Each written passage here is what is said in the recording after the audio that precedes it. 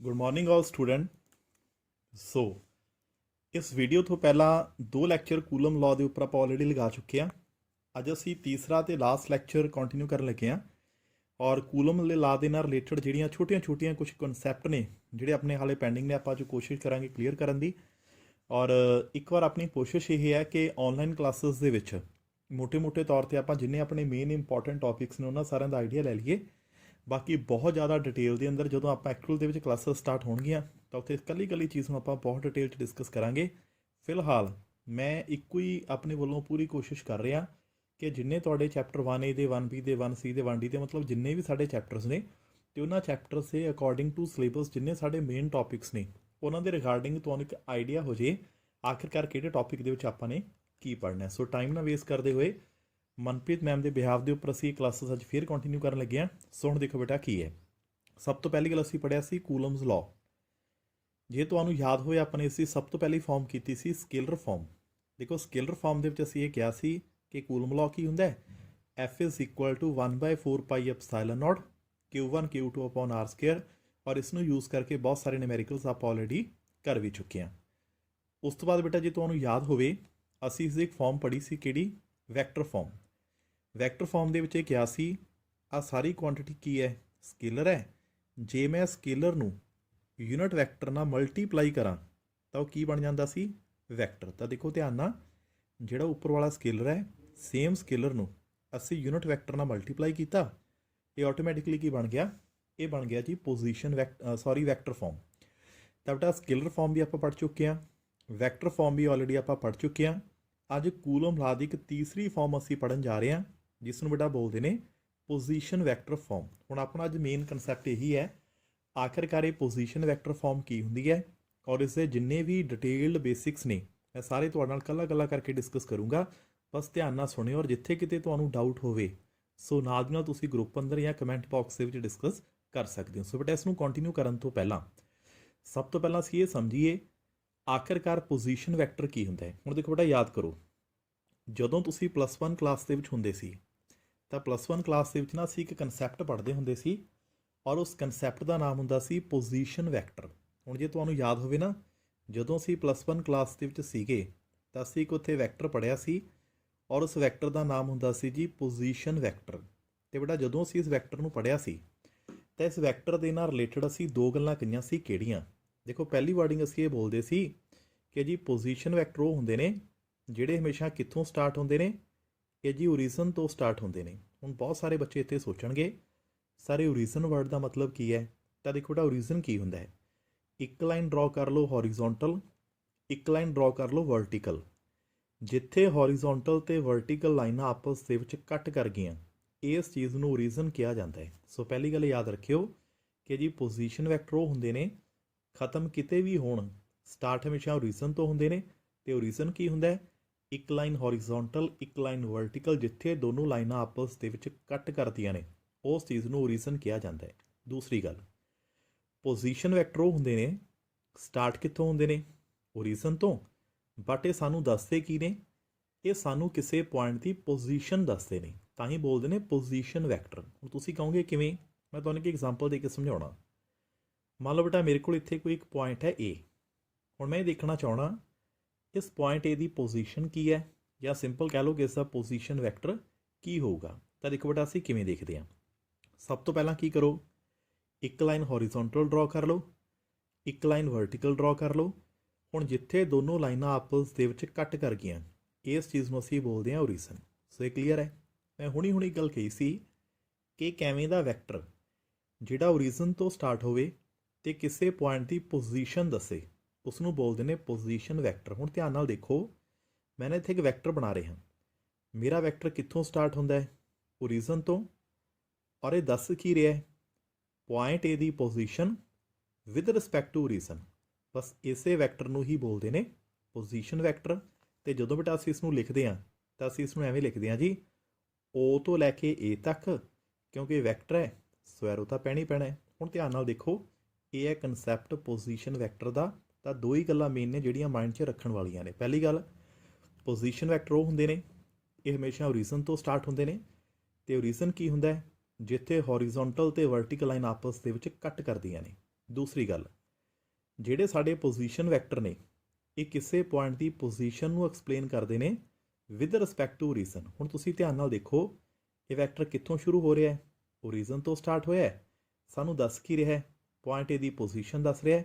ਇਸ ਕਰਕੇ ਅਸੀਂ ਇਸ ਨੂੰ ਲਿਖਿਆ O ਤੋਂ ਲੈ ਕੇ A ਤੱਕ ਦਾ ਵੈਕਟਰ। ਸੋ ਬੇਟਾ ਇਹੀ ਹੁੰਦਾ ਹੈ ਪੋਜੀਸ਼ਨ ਵੈਕਟਰ। ਹੁਣ ਆਪਾਂ ਗੌਰ ਕਰੀਏ ਕਿ ਅਸੀਂ +2 ਅੰਦਰ ਪੋਜੀਸ਼ਨ ਵੈਕਟਰ ਥੋੜ੍ਹਾ ਪੜ੍ਹਨਾ ਹੈ, ਅਸੀਂ ਤਾਂ ਜੀ ਕੂਲਮ ਲਾ ਦੀ ਫਾਰਮ ਪੜ੍ਹਨੀ ਹੈ। ਕਿਹੜੀ ਫਾਰਮ? Position vector farm. ਹੁਣ ਦੇਖੋ ਕੂਲਮ ਲਾ ਦੀ ਪੋਜੀਸ਼ਨ ਵੈਕਟਰ ਫਾਰਮ ਕਿਵੇਂ ਬਣਦੀ ਹੈ। ਸੀ ਸਪੋਜ਼ ਕਰੋ ਬੇਟਾ ਕਿ ਮੇਰੇ ਕੋਲ ਨਾ ਕੋਈ ਇੱਕ ਚਾਰਜ ਹੈ Q1 ਇੱਥੇ ਕਿਤੇ ਪਿਆ, ਇੱਕ ਮੇਰੇ ਕੋਲ ਕੋਈ ਹੋਰ ਚਾਰਜ ਹੈ ਮੰਨ ਲਓ Q2 ਤੇ ਉਹ ਚਾਰਜ ਇੱਥੇ ਕਿਤੇ ਪਿਆ ਹੈ। ਤਾਂ ਬੇਟਾ ਮੈਂ ਮੰਨ ਕੇ ਚੱਲਦਾ ਕਿ ਮੇਰੇ ਕੋਲ ਦੋ ਚਾਰਜ ਨੇ ਤੇ ਕਿਤੇ ਨਾ ਕਿਤੇ ਤਾਂ ਦੇਖੋ ਚਾਰਜ ਪਈ ਹੋਣਗੇ। ਸੋ ਦੋ ਚਾਰਜ ਇੱਥੇ ਪਏ ਨੇ। ਹੁਣ ਮੈਂ ਕੂਲਮ ਲਾ ਦੀ ਕਿਵੇਂ ਦੀ ਫਾਰਮ ਕ੍ਰੀਏਟ ਕਰਨੀ ਹੈ ਜਿਸ ਦੇ ਵਿੱਚ ਪੋਜੀਸ਼ਨਸ ਦਾ ਜ਼ਿਕਰ ਹੋਵੇ। ਹੁਣ ਦੇਖੋ ਇਸ ਫਾਰਮ ਨੂੰ ਕਿਵੇਂ ਕ੍ਰੀਏਟ ਕੀਤਾ ਜਾਂਦਾ ਹੈ। ਸਭ ਤੋਂ ਪਹਿਲੀ ਗੱਲ, ਜਿੱਥੇ ਬੋਲਤਾ ਪੋਜੀਸ਼ਨ ਵੈਕਟਰ ਤਾਂ ਆਪਾਂ ਨੂੰ ਪੱਕਾ ਪਤਾ ਹੈ ਵੀ ਪੋਜੀਸ਼ਨ ਵੈਕਟਰ ਖਤਮ ਕਿਤੇ ਵੀ ਹੋਣ, ਸਟਾਰਟ ਕਿੱਥੋਂ ਹੁੰਦੇ ਨੇ? ਓਰੀਜਨ ਤੋਂ ਹੁੰਦੇ ਨੇ ਨਾ। ਸਭ ਤੋਂ ਪਹਿਲਾਂ ਸਾਨੂੰ ਓਰੀਜਨ ਡਰਾ ਕਰਨਾ ਚਾਹੀਦਾ ਹੈ। ਦੇਖੋ ਅਸੀਂ ਓਰੀਜਨ ਕਿਵੇਂ ਡਰਾ ਕਰਦੇ ਹਾਂ। ਇੱਕ ਲਾਈਨ ਮੈਂ ਡਰਾ ਕਰ ਲਈ ਹੌਰੀਜ਼ੌਂਟਲ, ਇੱਕ ਲਾਈਨ ਬੇਟਾ ਮੈਂ ਡਰਾ ਕਰ ਲਈ ਵਰਟੀਕਲ। ਜਿੱਥੇ ਦੋਨੋਂ ਲਾਈਨਾਂ ਆਪਸ ਦੇ ਵਿੱਚ ਕੱਟ ਕਰ ਗਈਆਂ ਉਸ ਚੀਜ਼ ਨੂੰ ਅਸੀਂ ਕੀ ਕਹਾਂਗੇ? ਓਰੀਜਨ। ਸੋ ਸਭ ਤੋਂ ਪਹਿਲੀ ਗੱਲ ਮੈਂ ਓਰੀਜਨ ਬਣਾਇਆ। ਹੁਣ ਜੇ ਮੈਂ ਤੁਹਾਨੂੰ ਪੁੱਛਾਂ ਦੱਸੋ ਬੇਟਾ ਮੈਂ ਓਰੀਜਨ ਕਿਉਂ ਬਣਾਇਆ, ਤਾਂ ਸਿੰਪਲ ਜਿਹਾ ਆਨਸਰ ਹੈ ਸਰ ਪੋਜੀਸ਼ਨ ਵੈਕਟਰ ਦੇ ਨਾਲ ਡੀਲ ਕਰਨਾ ਹੈ। ਪੋਜੀਸ਼ਨ ਵੈਕਟਰ ਖਤਮ ਕਿਤੇ ਵੀ ਹੋਣ, ਇਹ ਸਟਾਰਟ ਹਮੇਸ਼ਾ ਓਰੀਜਨ ਤੋਂ ਹੁੰਦੇ ਨੇ। ਇਸ ਕਰਕੇ ਜੀ ਸਭ ਤੋਂ ਪਹਿਲਾਂ ਓਰੀਜਨ ਤਾਂ ਸਾਨੂੰ ਚਾਹੀਦਾ ਹੈ, ਤਾਂ ਕਰਕੇ ਜੀ ਅਸੀਂ ਓਰੀਜਨ ਬਣਾਇਆ। ਹੁਣ ਅਗਲੀ ਗੱਲ ਬੇਟਾ, ਪਹਿਲਾਂ ਅਸੀਂ ਗੱਲ ਕਰਾਂਗੇ ਪਹਿਲੇ ਚਾਰਜ ਦੀ। ਧਿਆਨ ਨਾਲ ਦੇਖੋ, ਇੱਕ ਵੈਕਟਰ ਹੈ, ਇਹ ਓਰੀਜਨ ਤੋਂ ਸ਼ੁਰੂ ਹੁੰਦਾ ਹੈ ਤੇ ਪਹਿਲੇ ਚਾਰਜ ਦੀ ਪੋਜੀਸ਼ਨ ਦੱਸ ਰਿਹਾ ਹੈ। ਇਸ ਨੂੰ R1 ਦੇ ਨਾਲ ਡਿਨੋਟ ਕੀਤਾ ਜਾਂਦਾ ਹੈ ਤਾਂ ਇਹ ਸਾਡੇ ਪਹਿਲੇ ਚਾਰਜ ਦਾ ਪੋਜੀਸ਼ਨ ਵੈਕਟਰ ਹੈ। ਸੋ ਹੁਣ ਧਿਆਨ ਨਾਲ ਦੇਖੋ R1 ਕੀ ਹੈ? ਤਿੰਨ ਗੱਲਾਂ। ਪਹਿਲੀ ਗੱਲ, R1 ਕਿੱਥੋਂ ਸ਼ੁਰੂ ਹੋ ਰਿਹਾ ਹੈ? ਓਰੀਜਨ ਤੋਂ। ਨੰਬਰ 2 ਸਾਨੂੰ ਕੀ ਦੱਸ ਰਿਹਾ ਹੈ? Q1 ਦੀ ਪੋਜੀਸ਼ਨ। ਇਸ ਕਰਕੇ ਪਹਿਲੇ ਚਾਰਜ ਦਾ ਪੋਜੀਸ਼ਨ ਵੈਕਟਰ ਕਿਹੜਾ ਹੋ ਗਿਆ? R1। ਹੁਣ ਆ ਜਾਓ ਦੂਸਰੇ ਚਾਰਜ ਉੱਪਰ। ਦੇਖੋ ਇੱਕ ਵੈਕਟਰ ਓਰੀਜਨ ਤੋਂ ਸਟਾਰਟ ਹੁੰਦਾ ਹੈ ਤੇ ਜਿਹੜਾ ਸਾਡਾ ਦੂਸਰਾ ਚਾਰਜ ਹੈ ਉਸ ਦੀ ਸਾਨੂੰ ਕੀ ਦੱਸਦਾ ਹੈ? ਪੋਜੀਸ਼ਨ। ਇਹਨੂੰ ਅਸੀਂ ਬੋਲਦੇ ਹਾਂ R2। ਹੁਣ ਹੈਗਾ ਵੀ ਪੋਜੀਸ਼ਨ ਵੈਕਟਰ ਹੈ ਬਟ ਇਹ ਦੂਸਰੇ ਚਾਰਜ ਦਾ ਕੀ ਹੈ? Position vector. So diagram clear ਹੈ। ਹੁਣ ਬੱਚੇ ਇੱਥੇ ਕੀ ਹੋਣਾ ਹੈ? ਲਿਖਣਾ ਅਸੀਂ ਕੂਲਮ ਲਾ ਹੈ ਬਟ ਫਾਰਮ ਕਿਹੜੀ 'ਚ ਲੈ ਕੇ ਜਾਣਾ ਹੈ? ਇਨ ਦਾ ਪੋਜੀਸ਼ਨ ਵੈਕਟਰ ਫਾਰਮ। ਹੁਣ ਤੁਸੀਂ ਧਿਆਨ ਨਾਲ ਦੇਖਿਓ ਕਿ ਅਸੀਂ ਕੂਲਮ ਲਾ ਨੂੰ ਪੋਜੀਸ਼ਨ ਵੈਕਟਰ ਫਾਰਮ 'ਚ ਕਿਵੇਂ ਲੈ ਕੇ ਜਾਣ ਵਾਲੇ ਹਾਂ। ਸੀ ਦੇਖੋ, ਸਭ ਤੋਂ ਪਹਿਲਾਂ ਜੇ ਮੈਂ ਕੂਲਮ ਲਾ ਦੀ ਸਕੇਲਰ ਫਾਰਮ ਲਿਖਾਂ, ਸਾਨੂੰ ਪਤਾ ਹੈ ਸਕੇਲਰ ਫਾਰਮ ਦੇ ਵਿੱਚ ਕੂਲਮਸ ਲਾ ਕੀ ਹੁੰਦਾ ਹੈ? 1/4 pi epsilon naught then Q1 Q2 upon R square. ਤਾਂ ਬੇਟਾ ਧਿਆਨ ਨਾਲ ਦੇਖੋ, ਮੈਂ ਕੁਛ ਨਹੀਂ ਕੀਤਾ। ਸਭ ਤੋਂ ਪਹਿਲਾਂ ਮੈਂ ਕੂਲਮਸ ਲਾ ਨੂੰ ਲਿਖਿਆ ਕਿਹੜੀ ਫਾਰਮ ਦੇ ਅੰਦਰ ਲਿਖਿਆ? ਇਨ ਦਾ ਸਕੇਲਰ ਫਾਰਮ, ਜਿਹਨੂੰ ਸਿੰਪਲ ਫਾਰਮ ਵੀ ਆਪਾਂ ਕਹਿ ਦਿੰਦੇ ਹਾਂ। ਹੁਣ ਅਗਲੀ ਗੱਲ, ਜੇ ਮੈਂ ਸਕੇਲਰ ਨੂੰ ਵੈਕਟਰ ਕਰਨਾ ਹੋਵੇ ਤਾਂ ਆਪਾਂ ਨੂੰ ਕੀ ਕਰਨਾ ਪੈਂਦਾ ਹੈ? ਯੂਨਿਟ ਵੈਕਟਰ ਨਾਲ ਮਲਟੀਪਲਾਈ। ਲਓ ਜੀ, ਹੁਣ ਆਪਾਂ ਕਿਹੜੀ ਫਾਰਮ ਬਣਾਤੀ? ਹੁਣ ਬਣਾਤੀ ਵੈਕਟਰ ਫਾਰਮ। ਹੁਣ ਇਹਦੇ ਵਿੱਚੋਂ ਨਾ ਇੱਕ ਤੀਸਰੀ ਫਾਰਮ ਕੱਢਾਂਗੇ ਪੋਜੀਸ਼ਨ ਵੈਕਟਰ। ਹੁਣ ਗੌਰ ਕਰਿਓ ਫਾਰਮ ਕਿਵੇਂ ਨਿਕਲਦੀ ਆ। ਦੇਖੋ ਮੇਰੇ ਕੋਲ ਨਾ ਦੋ ਚਾਰਜ ਨੇ, ਇੱਕ Q1 ਤੇ Q2। ਆਪਾਂ ਇਹ ਕੰਮ ਕਰਦੇ ਹਾਂ, ਸਪੋਜ਼ ਕਰਦੇ ਹਾਂ ਕਿ ਮੈਂ Q1 ਵਾਲੀ ਸਾਈਡ ਉੱਪਰ ਖੜਾ, ਤਾਂ ਮੈਂ ਕਿਹੜੇ ਪਾਸੇ ਆ? Q1। ਮੈਂ ਕੀ ਨੋਟ ਕਰਦਾ ਕਿ ਜਿਹੜਾ ਮੇਰਾ ਚਾਰਜ Q1 ਹੈ ਇਹ ਨਾ ਚਾਰਜ Q2 ਨੂੰ ਰਿਪੈਲ ਕਰਦਾ ਹੈ। ਹੁਣ ਜੇ ਦੋਨੋਂ ਚਾਰਜ ਇੱਕੋ ਜਿਹੇ ਹੋਣਗੇ ਤਾਂ ਰਿਪੈਲ ਕਰੂਗਾ। ਮੈਂ ਖੜਾ Q1 ਵਾਲੀ ਸਾਈਡ ਤੇ ਮੇਰਾ ਚਾਰਜ Q1 ਕਿਹਨੂੰ ਰਿਪੈਲ ਕਰਦਾ ਹੈ? Q2 ਨੂੰ। ਤਾਂ ਮਤਲਬ ਫੋਰਸ ਸਪਲਾਈ ਕਰ ਰਿਹਾ ਹੈ ਨਾ। ਹੁਣ ਇਹ ਫੋਰਸ ਨੂੰ ਪਤਾ ਕਿਵੇਂ ਲਿਖਿਆ ਜਾਂਦਾ ਹੈ? ਇਸ ਨੂੰ ਐਵੇਂ ਲਿਖਿਆ ਜਾਂਦਾ ਹੈ, ਫੋਰਸ ਲੱਗਦੀ ਹੈ 2 ਤੇ on charge 2 due to charge 1। ਤੈਨੂੰ ਲਿਖਿਆ F21।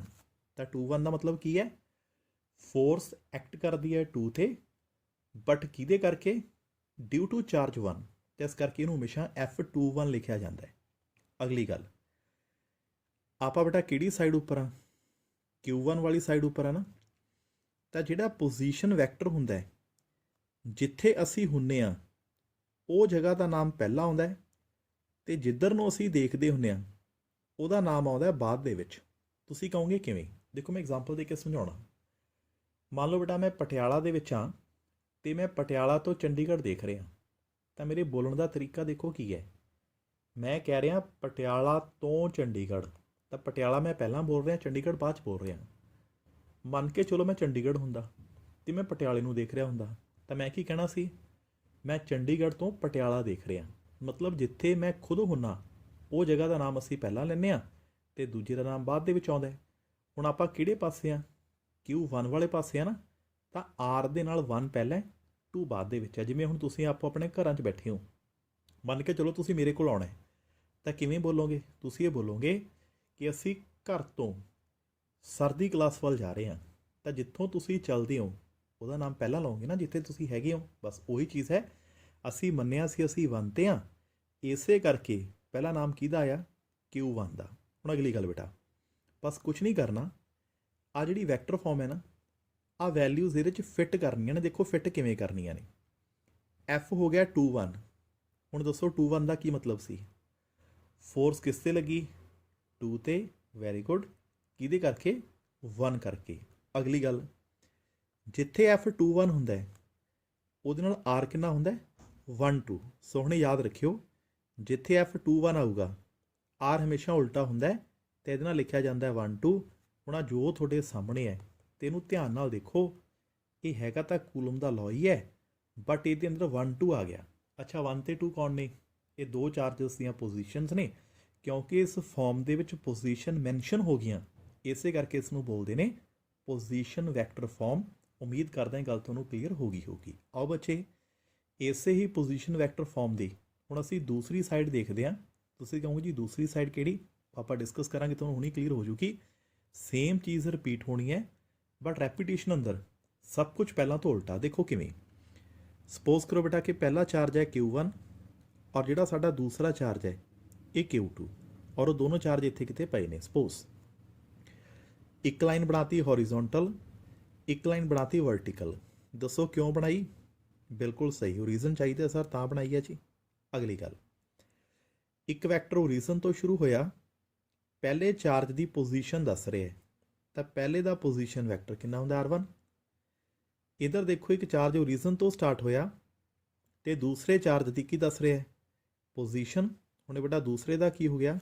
ਇਹ ਉਹਦਾ ਵੀ ਪੋਜੀਸ਼ਨ ਵੈਕਟਰ ਹੋ ਗਿਆ। ਸੋ ਇੱਥੇ ਤੱਕ ਉਮੀਦ ਹੈ ਕਲੀਅਰ ਹੈ। ਹੁਣ ਅਗਲੀ ਗੱਲ, ਫਰਕ ਪਤਾ ਕਿੱਥੇ ਹੈ? ਪਹਿਲਾਂ ਅਸੀਂ ਕਿਹੜੀ ਸਾਈਡ ਉੱਪਰ ਖੜੇ ਸੀ? 1 ਵਾਲੀ ਸਾਈਡ। ਹੁਣ ਮੈਂ ਸਪੋਜ਼ ਕਰਕੇ ਚੱਲਦਾ ਮੈਂ 1 ਵਾਲੇ ਪਾਸੇ ਨਹੀਂ, ਮੈਂ ਤਾਂ ਜੀ 2 ਵਾਲੀ ਸਾਈਡ ਆ। ਹੁਣ ਸੋਚੋ ਬੇਟਾ, ਜੇ ਇਸ ਸਾਈਡ ਤੋਂ ਖੜ ਕੇ ਦੇਖੀਏ ਤਾਂ ਪਤਾ ਕੀ ਹੋਊਗਾ? ਜਦੋਂ ਤੁਸੀਂ Q2 'ਤੇ ਹੋਵੋਗੇ ਨਾ, ਤਾਂ ਤੁਹਾਡਾ ਜਿਹੜਾ Q2 ਹੈ ਉਹ Q1 ਨੂੰ ਕੀ ਕਰੂਗਾ? ਰਿਪੈਲ। ਹੁਣ ਦੇਖੋ ਅਸੀਂ ਇਸ ਸਾਈਡ ਤੋਂ ਖੜੇ ਹਾਂ, ਤਾਂ Q2 Q1 ਦੇ ਉੱਪਰ ਕੀ ਲਾ ਰਿਹਾ? ਫੋਰਸ ਲਾ ਰਿਹਾ ਹੈ। ਡਾਇਰੈਕਸ਼ਨ ਪਹਿਲਾਂ ਤੋਂ ਉਲਟੀ ਹੋ ਗਈ ਨਾ। ਤਾਂ ਇਹਨੂੰ ਅਸੀਂ ਲਿਖਾਂਗੇ ਕਿਵੇਂ? ਇਹਨੂੰ ਅਸੀਂ ਲਿਖਾਂਗੇ F12। ਤਾਂ 1 2 ਦਾ ਮਤਲਬ ਕੀ ਹੈ? ਫੋਰਸ ਹੁਣ ਕਿਸ 'ਤੇ ਲੱਗੀ ਹੈ? 1 'ਤੇ। ਇਹਦੇ ਕਰਕੇ ਲੱਗੀ ਹੈ? 2 ਕਰਕੇ। ਸੋ ਇਸ ਨੂੰ ਬੋਲਣ ਦਾ ਵੇ ਇਹ ਹੁੰਦਾ ਹੈ, ਫੋਰਸ ਔਨ 1 ਡਿਊ ਟੂ 2। ਅਗਲੀ ਗੱਲ ਬੇਟਾ, ਹੁਣ ਆਪਾਂ ਕਿਹੜੇ ਪਾਸੇ ਹਾਂ? Q2 ਵਾਲੇ ਪਾਸੇ ਆ ਨਾ। ਤਾਂ ਯਾਦ ਕਰੋ ਮੈਂ ਕੀ ਕਿਹਾ ਸੀ, ਜਿਹੜੀ ਸਾਈਡ ਅਸੀਂ ਹੁੰਨੇ ਆ ਉਹ ਪਹਿਲਾਂ ਆਉਂਦਾ ਹੈ। ਹੁਣ ਅਸੀਂ 2 ਵਾਲੇ ਪਾਸੇ ਆ ਤਾਂ 2 ਪਹਿਲਾਂ 1 ਬਾਅਦ ਦੇ ਵਿੱਚ। ਉਹੀ ਗੱਲ, ਮੰਨ ਕੇ ਚਲੋ ਤੁਸੀਂ ਘਰ ਤੋਂ ਮੇਰੇ ਕੋਲ ਆਉਣਾ ਹੈ, ਤਾਂ ਤੁਸੀਂ ਕਹੋਗੇ ਜੀ ਘਰ ਤੋਂ ਸਰ ਦੀ ਕਲਾਸ ਵੱਲ ਚੱਲੇ ਆ। ਅੱਛਾ ਜਦੋਂ ਕਲਾਸ ਤੋਂ ਵਾਪਸ ਜਾਓਗੇ ਫਿਰ ਵੀ ਐਵੇਂ ਕਹੋਗੇ? ਨਹੀਂ, ਫਿਰ ਉਲਟਾ ਕਹੋਗੇ ਕਲਾਸ ਤੋਂ ਘਰ ਵੱਲ ਚੱਲੇ ਆ। ਹੁਣ ਉਹੀ ਚੀਜ਼ ਹੈ, ਅਸੀਂ 2 ਵਾਲੇ ਪਾਸੇ ਆ ਤਾਂ 2 ਦਾ ਜ਼ਿਕਰ ਪਹਿਲਾਂ 1 ਦਾ ਕੀ ਆਊਗਾ? ਬਾਅਦ 'ਚ। ਹੁਣ ਦੇਖੋ ਸੇਮ ਉਹੀ ਹੈ, ਬਸ ਲਿਖਣ ਦਾ ਵੇ ਸਾਡਾ ਕੀ ਫਰਕ ਪਿਆ। ਸਭ ਤੋਂ ਪਹਿਲਾਂ ਅਸੀਂ ਕੂਲਮਸ ਲਾਅ ਨੂੰ ਕਿਹੜੀ ਫਾਰਮ ਦੇ ਵਿੱਚ ਲਿਖਾਂਗੇ? In the scalar form. 1/4 pi epsilon naught Q1 Q2 upon R square. ਤਾਂ ਬੇਟਾ ਉਹਨੇ ਕਿਹੜੀ ਫਾਰਮ ਹੈ? ਸਕੇਲਰ ਫਾਰਮ ਹੈ ਨਾ। ਹੁਣ ਕੀ ਕਰੋ, ਸਕੇਲਰ ਫਾਰਮ ਨੂੰ ਵੈਕਟਰ ਫਾਰਮ ਦੇ ਵਿੱਚ ਲੈ ਜਾਓ। ਕਿਵੇਂ ਲੈ ਕੇ ਜਾਓਗੇ? ਯੂਨਿਟ ਵੈਕਟਰ ਨਾਲ ਮਲਟੀਪਲਾਈ। Very good. ਹੁਣ ਕੁਛ ਨਹੀਂ ਕਰਨਾ, ਆਹ ਡਾਇਗਰਾਮ ਦੀਆਂ ਵੈਲਿਊਜ਼ ਨੂੰ ਇੱਥੇ ਪੁੱਟ ਕਰਦੇ ਹਾਂ। ਦੇਖੋ ਇੱਥੇ F12 ਹੈ, ਤਾਂ ਦੱਸੋ 1 2 ਦਾ ਮਤਲਬ ਕੀ ਹੈ? 1 2 ਦਾ ਮੀਨਿੰਗ ਹੈ ਫੋਰਸ 1 'ਤੇ ਲੱਗੀ 2 ਕਰਕੇ। ਅੱਛਾ 1 2 ਦੇ ਨਾਲ ਕੌਣ ਹੁੰਦਾ ਹੈ? ਇਹਦੇ ਨਾਲ ਹੁੰਦਾ ਜੀ 2 1। ਹੁਣ ਧਿਆਨ ਨਾਲ ਦੇਖੋ ਬੇਟਾ, ਇਹ ਫਾਰਮ ਵੀ ਕਿਹੜੀ ਫਾਰਮ ਹੈ? ਪੋਜੀਸ਼ਨ ਵੈਕਟਰ ਫਾਰਮ ਹੈ। ਸੋ ਹੁਣ ਇਹ ਗੱਲ ਯਾਦ ਰੱਖਿਓ, ਜਿੱਥੇ ਆਪਾਂ ਨੂੰ ਬੋਲਤਾ coulomb line position vector farm, ਤਾਂ ਬੇਟਾ ਇਹ ਉਹ ਫਾਰਮ ਹੈ ਜਿਸ ਨੂੰ ਮੈਂ ਬੋਲ ਰਿਹਾ ਸੀ ਪੋਜੀਸ਼ਨ ਵੈਕਟਰ ਫਾਰਮ। ਹੁਣ ਮੋਟੇ ਤੌਰ 'ਤੇ ਆਪਣੇ ਕੋਲ 3 ਗੱਲਾਂ ਹੋ ਗਈਆਂ ਕਿ ਜਿਹੜਾ ਜੀ ਸਾਡਾ ਕੂਲਮਸ ਲਾਅ ਹੈ ਨਾ, ਇਹਦੀਆਂ 3 ਫਾਰਮ ਹੁੰਦੀਆਂ ਨੇ। ਸਭ ਤੋਂ ਪਹਿਲੀ ਫਾਰਮ ਹੁੰਦੀ ਹੈ ਸਕੇਲਰ ਫਾਰਮ, ਆਪਾਂ ਡਿਟੇਲ ਦੇ ਵਿੱਚ ਪੜ੍ਹ ਚੁੱਕੇ ਹਾਂ, ਕਾਫੀ ਨਿਊਮੈਰੀਕਲਾਂ 'ਚ ਵੀ ਯੂਜ਼ ਕੀਤੀ ਹੈ। ਦੂਜੀ ਫਾਰਮ ਹੁੰਦੀ ਹੈ ਵੈਕਟਰ ਫਾਰਮ, ਹਾਲੇ ਤੱਕ ਆਪਾਂ ਇਹਨੂੰ ਕਿਤੇ ਯੂਜ਼ ਨਹੀਂ ਕੀਤਾ, ਸਿਰਫ ਇੱਕ ਨਿਊਮੈਰੀਕਲ ਦੇ ਵਿੱਚ ਇਹਨੇ ਯੂਜ਼ ਹੋਣਾ ਹੈ, ਅੱਗੇ ਜਾ ਕੇ ਕਰਾਂਗੇ। ਹਾਂ, chapter 1B, C, D, E ਜਦੋਂ ਚੈਪਟਰਸ ਨੂੰ ਪੜ੍ਹਾਂਗੇ ਨਾ ਤਾਂ 1B ਤੇ C ਦੇ B ਦੇ ਵਿੱਚ ਮੇਨ ਤੌਰ 'ਤੇ ਸਪੈਸ਼ਲੀ ਇਸ ਦੀ ਵੈਕਟਰ ਫਾਰਮ ਨੇ ਕਾਫੀ